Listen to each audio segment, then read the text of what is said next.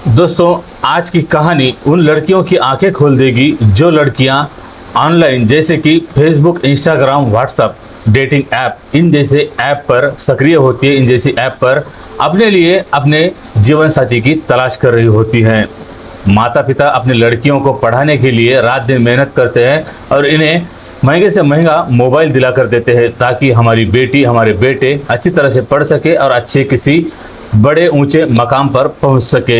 लेकिन कुछ लड़कियां पढ़ाई के नाम पर अपने लिए मोबाइल पर जीवन साथी की तलाश करने लगती है। उन जैसी लड़कियों को जरा भी सब्र नहीं होता। जिस तरह से उनके माता पिता उन्हें पढ़ा रहे हैं, लिखा रहे हैं, उन पर पैसे खर्च कर रहे हैं, क्या वो माता पिता उनके लिए अच्छा कोई लड़का देखकर उसकी शादी नहीं करा सकते? लेकिन कुछ लड़कियों को बड़ी जल्दी बड़ी हुई होती है, इसीलिए कुछ लड़कियां ऐसे ऑनलाइन ऐप पर सक्रिय हो जाती है और इन पर अपने लिए जीवन साथी तलाश करने लगती हैं। लेकिन इसका अंजाम कभी कभी इतना भयानक और खतरनाक साबित होता है जो आज की इस लड़की का हुआ है। क्या है पूरा मामला, यही आज हम इस वीडियो में विस्तार से जानते हैं, तो इस वीडियो को अंत तक जरूर देखें। नमस्कार दोस्तों, मेरा नाम है संजय और आशा करता हूं कि आप सभी अपने परिवार के साथ खुश होंगे, सुरक्षित होंगे। दोस्तों, घटना है हरियाणा राज्य का, एक जिला पड़ता है गुरुग्राम और इसी गुरुग्राम शहर में एक सेक्टर पड़ता है 69। इसी सेक्टर में एक लड़की रहा करती थी जो कि रहने वाली होती है त्रिपुरा की। त्रिपुरा में इस लड़के की मां सीआईडी में अधिकारी होती है और ये मां अपनी बेटी को पढ़ाने के लिए गुरुग्राम भेजती है। लड़की भी वहां से पढ़ने के लिए गुरुग्राम आ जाती है और गुरुग्राम में आकर ये लड़की अच्छे से कॉलेज में दाखिला ले लेती है और वहीं पर कुछ सहेलियों के साथ पीजी में रहने लगती है। ये लड़की इसी तरह से रहकर वहां पर बीएससी बायोटेक की पढ़ाई कर रही होती है। लेकिन 18 फरवरी 2026 के दिन यह लड़की अपनी मां से फोन पर बात करती है। जब इस लड़की की मां फोन उठाती है और उस लड़की की आवाज़ सुनती है तो मां सहम जाती है। मां के पैरों तले जमीन खिसक जाती है क्योंकि उस लड़की की आवाज़ में इस तरह से दर्द होता है और इस तरह से वो लड़की बातों ही बातों में अपनी मां को एक इशारा दे रही होती है कि मां किसी तरह से मुझे बचा लो। अब मां को ऐसा लगता है कि मां का कलेजा बैठ जाता है कि उसकी लड़की इस तरह से किस मुसीबत में फंस गई है, उसके साथ क्या हुआ है, माँ को कुछ समझ ही नहीं आता। माँ बार बार उससे पूछने की कोशिश कर रही होती है कि बेटा आखिर बात क्या है, पूरी तरह से मुझे बात समझाओ। लेकिन उस लड़के के पास ऐसा मौका नहीं होता कि वो पूरी तरह से अपनी माँ को बात बता सके। लड़की सिर्फ अपनी माँ से फोन पर यही बात कह रही होती है कि माँ, मैं 3 दिनों से बहुत बड़ी मुसीबत में फंस चुकी हूँ। एक लड़के ने मुझे कैद करके रखा है और वो लड़का सुबह दोपहर शाम इस तरह से वो मुझे मार रहा है, पीट रहा है, मुझे टॉर्चर कर रहा है, मेरे साथ मेरी प्रताड़ना कर रहा है, मुझे बार बार वो मार रहा है, ना खाने को दे रहा है, ना पीने को पानी दे रहा है और इतनी बुरी तरह से मार रहा है कि मैं पूरी तरह से जख्मी हो गई हूँ, घायल हो गई हूँ। जब इस तरह की बात माँ सुनती है तो माँ घबरा जाती है, डर जाती है कि आखिर मेरी बेटी ऐसी किस मुसीबत में फंस चुकी है। तभी बेटी फ़ोन रखती है और माँ भी अपना फ़ोन रखती है और फौरन जिस इलाके में ये लड़की रह रही होती है उस इलाके के थाने में माँ कॉल करके बताती है कि उनकी बेटी एक मुसीबत में फंस चुकी है। और उस लड़के का जब मोबाइल नंबर दिया जाता है, पुलिस भी, जो कि ये महिला होती है एक सीआईडी अधिकारी, इसकी वजह से जो पुलिस होती है गुरुग्राम की वह भी हरकत में आ जाती है और उस लड़की का मोबाइल ट्रेस करती है, लोकेशन ट्रेस करती है और उस लड़की तक जाकर पहुंच जाती है। जैसे ही पुलिस उस लड़की तक जाकर पहुंचती है, लड़की को पुलिस जाकर देखती है तो पुलिस भी हैरान रह जाती है क्योंकि जो लड़की होती है ये बुरी तरह से घायल होती है। उसके शरीर पर ऐसे कोई अंग नहीं बचे थे जो अच्छे हो, पूरी तरह से उस लड़की को घायल कर दिया था। उसके हाथों पर कई चाकू के घाव नजर आते हैं, वार नजर आते हैं जिससे खून बह रहा होता है। उस लड़की के सर में ऐसी कई चोटें आई थी, उस लड़की के सिर से भी खून बह रहा होता है। पूरी तरह से वो लड़की सर से पैरों तक घायल होती है, खून से लथपथ होती है। पुलिस उस लड़की को फौरन उठाती है और अस्पताल लेकर चली जाती है। गुरुग्राम के अस्पताल में उस लड़की को भर्ती कराया जाता है, लेकिन वहाँ के डॉक्टर भी उस लड़की को वहाँ से रेफर करते हैं। फिर उस लड़की को दिल्ली में सदरगंज अस्पताल में जाकर भर्ती कराया जाता है। वहाँ पर वो लड़की को आईसीयू में रखा जाता है। लड़की कुछ बात करने की स्थिति में नहीं होती, लड़की ठीक से चल भी नहीं पा रही होती है और किसी तरह से लड़की पर उपचार किया जाता है, इलाज किया जाता है और पुलिस उसका बयान लेना चाहती थी कि आखिर उस लड़की के साथ क्या हुआ है और उसकी हालत इस तरह से किसने की है, इसके बारे में पुलिस जानना चाहती थी। इसीलिए उस लड़की की पूछताछ कर रही होती है। लेकिन डॉक्टर भी उस पुलिस से मना करते हैं कि उस लड़की को बात ना करे, क्योंकि लड़की कुछ बोलने की स्थिति में नहीं है। लेकिन किसी तरह से पुलिस अब ये जानना चाहती थी और पुलिस किसी तरह से उस लड़की की मां आने के बाद पूछताछ करती है। तब वह लड़की इस तरह से दर्द भरी आवाज़ में अपनी आप बीती पुलिस को सुनाती है।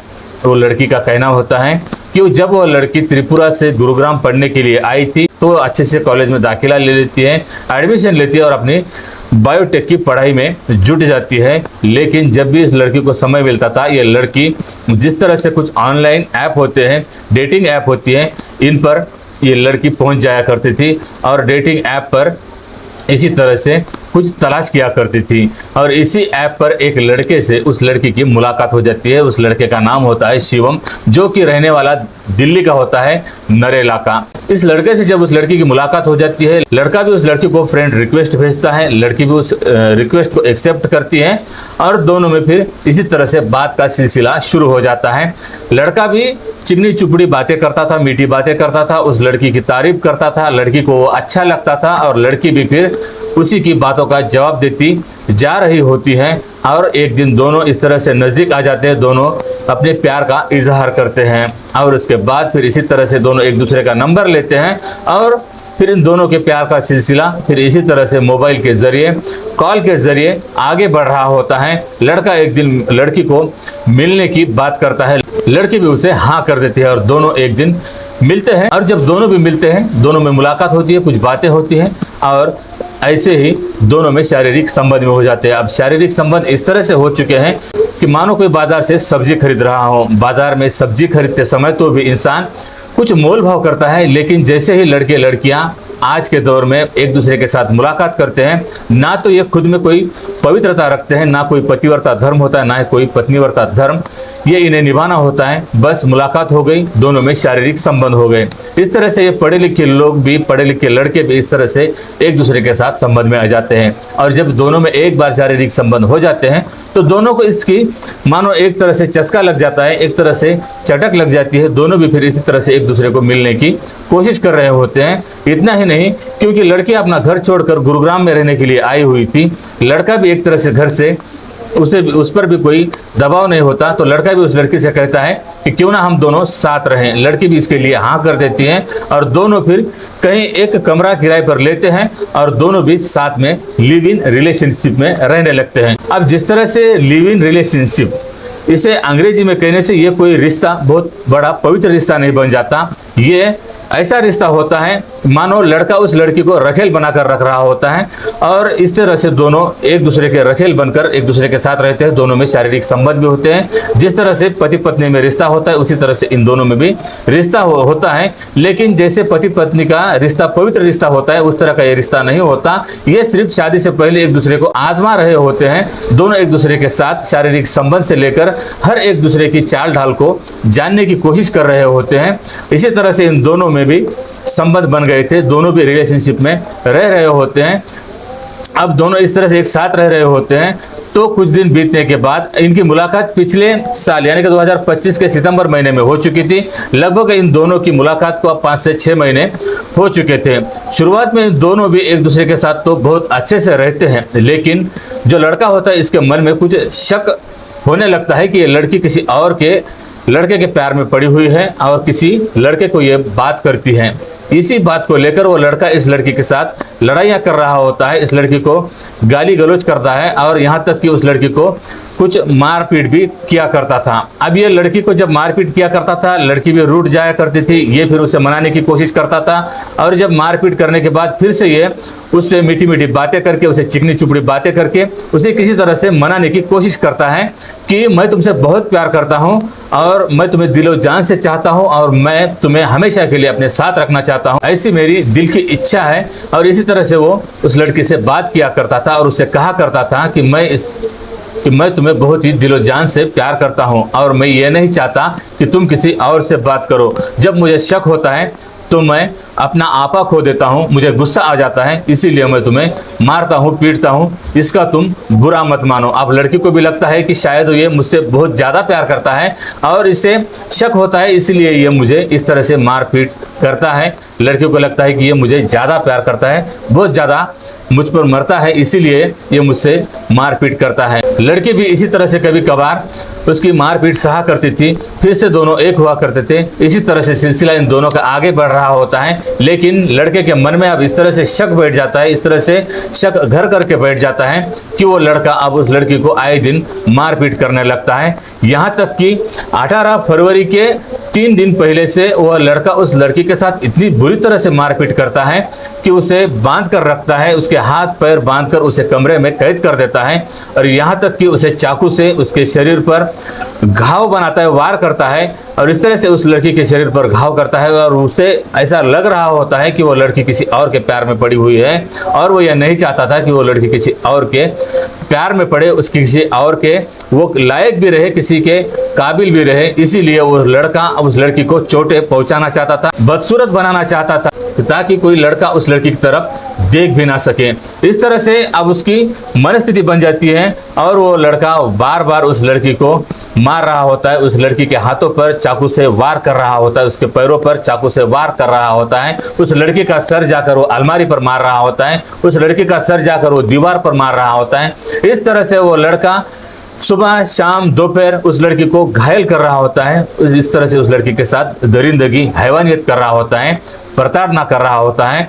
और वो लड़की जो सारे जुल्म होते हैं ये सह रही होती है। लड़की को ना खाना दिया जाता है, ना पानी दिया जाता है, यहाँ तक कि अब वो ये ऐसा भी कहता है कि तुम दूसरे लड़के के प्यार में पड़ी हुई हो, मैं तुम्हें दूसरे लड़के के लायक नहीं छोड़ूंगा, ना तुम कभी जिंदगी में माँ बन पाओगी, इस तरह से मैं तुम्हारी हालत बद से बदतर बना दूंगा। इस तरह से वो कह कर उस लड़की के साथ मारपीट किया करता था। इतना ही नहीं, अब उसने सारी हदें पार कर दी, उस लड़की को पूरी तरह से न्यूड कर दिया, उसकी वीडियो बनाई ताकि इसके बारे में वो किसी और को ना बता सके।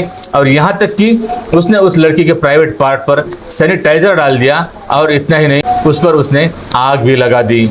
अब उस लड़की को इसी तरह से उसने दिन में 2-3 बार उस लड़की के प्राइवेट पार्ट पर सैनिटाइजर डालकर जलाता रहा, उस लड़की को मारता रहा, पीटता रहा, ना उसे खाने को खाना दिया, ना उसे पीने को पानी दिया। इसी तरह से वो उस लड़की को प्रताड़ित कर रहा था।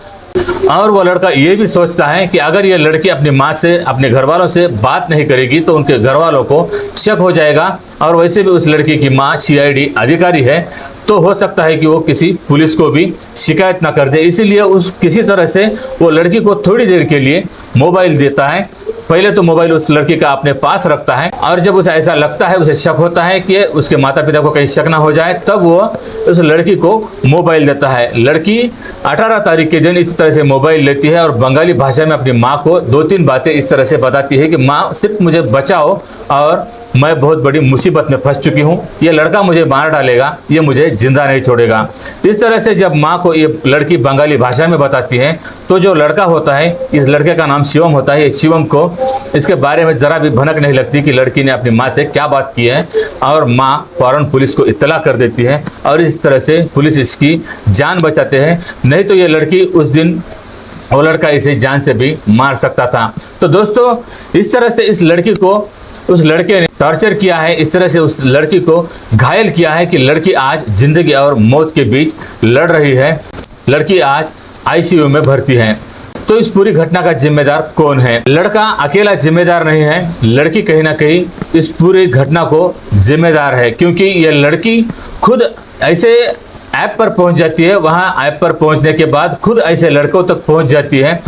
नहीं तो ये लड़का उस लड़की के घर आकर इस लड़की के साथ ऐसा नहीं कर सकता था, अगर ये लड़की ऐसे डेटिंग ऐप पर मानो या फिर किसी ऑनलाइन ऐप पर जाकर बात ना करती। तो ताली एक हाथ से नहीं बजती, जिम्मेदार दोनों भी होते हैं। इसी तरह से इस घटना में भी ये लड़की बिना विश्वास किए, इसकी माँ जब इसे पढ़ा लिखा कर यहाँ तक पहुँचा सकती थी, इसकी माँ इसे किसी ऊंची बुलंदियों पर पहुंचा सकती थी, तो क्या इसकी माँ इसकी शादी नहीं करा सकती थी? लेकिन लड़की को बड़ी जल्दी थी, ये इस डेटिंग ऐप पर जाकर इसी तरह के लड़के तलाश करती है, और इसे लड़का पसंद आ जाता है, और इस लड़के को ये फ्रेंड रिक्वेस्ट भेजती है, दोनों की मुलाकात हो जाती है, दोनों में इस तरह से बातचीत हो जाती है। और इतना ही नहीं, पढ़ाई के नाम पर ये लड़की यहाँ पर आकर रहने लगती है, तो पढ़ाई तो दूर रह जाती है, लेकिन ये लड़की किसी लड़के को साथ में लेकर पति पत्नी की तरह रहती है।